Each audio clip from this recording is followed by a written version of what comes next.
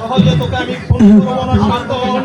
আমার বুকে যেমন যন্ত্রণা হচ্ছে ঠিক তেমনি ভাবে যন্ত্রণা যে মারবো, একটা একটা করে তোর অঙ্গ প্রত্যঙ্গ। যে চোখ দিয়ে তুই আমার দীপার দিকে দেখেছিস সেই চোখ আমি আগে উপরে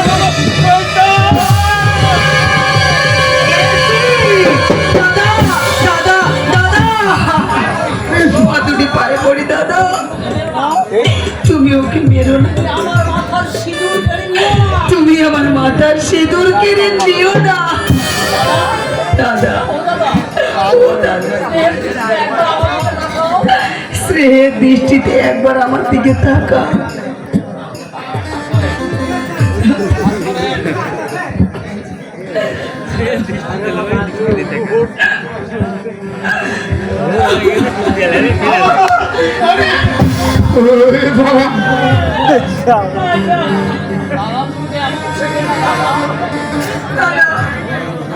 তুমি এমন ছিলে না,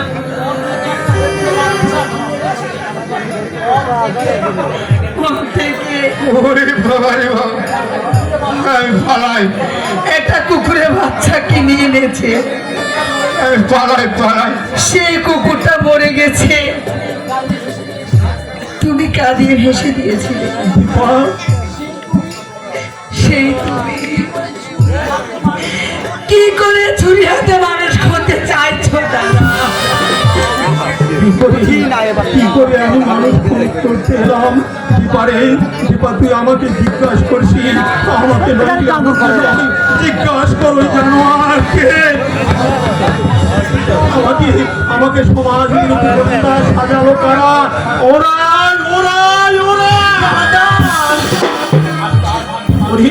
আমি তো আর 5 জন মানুষের সৎভাবে ভদ্র আমি আমার গরিব বাপ আমার মুখে সত্যের হাসি ফোটাতে চাচ্ছিলাম।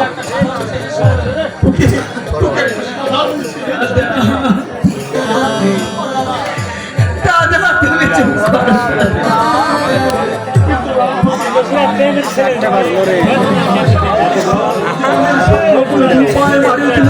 আমাকে সাজালে বিবেকহীন কষাই, আমাকে টেনে নামালো ওই নরকের অতল অন্ধকারে। এগুলো সব মার মুখের দিকে তাকাও। এই বয়সে মাকে আর দুঃখ দিও না। ভুলে যাবো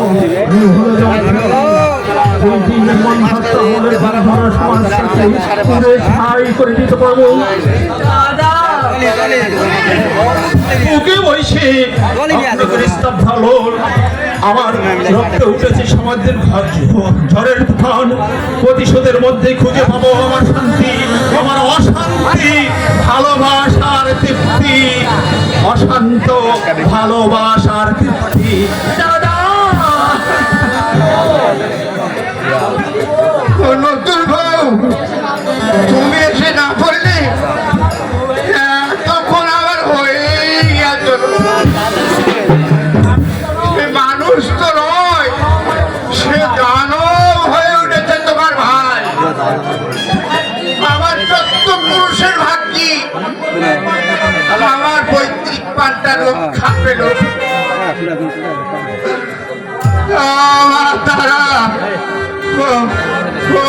তারা বাচ্চা